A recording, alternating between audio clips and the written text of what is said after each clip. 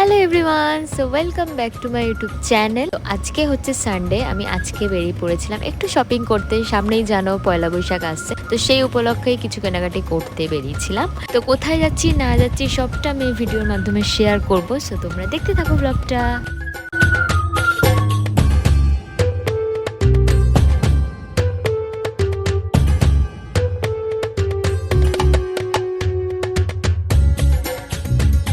Finally পৌঁছে গেছি, আর এদিকে দেখতেই পাচ্ছ আমার বন্ধুটাও চলে এসেছে। তো ওর জন্যই স্পেশালি যাওয়া, ও কেনাকাটি করবে বলে। তো ও এখানে চলে এসছে।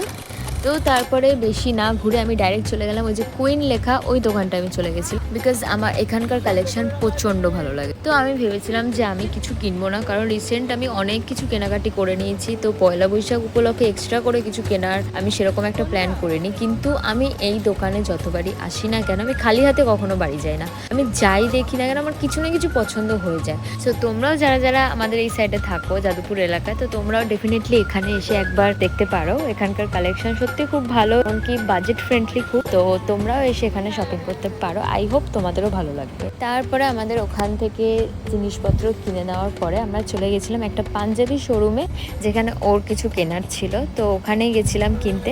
শপিং ডান। একটা দিন অফিস ছুটি, কিন্তু তাও সামনে পয়লা বৈশাখ গাইস, জামা কাপড় তো কিনতেই হবে। হ্যাঁ, সেই কারণে আর আমি কিনবো না করে আবার কিনে ফেলেছি।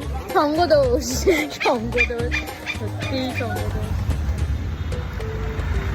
আমরা যাচ্ছি হচ্ছে সাউথ সিটি।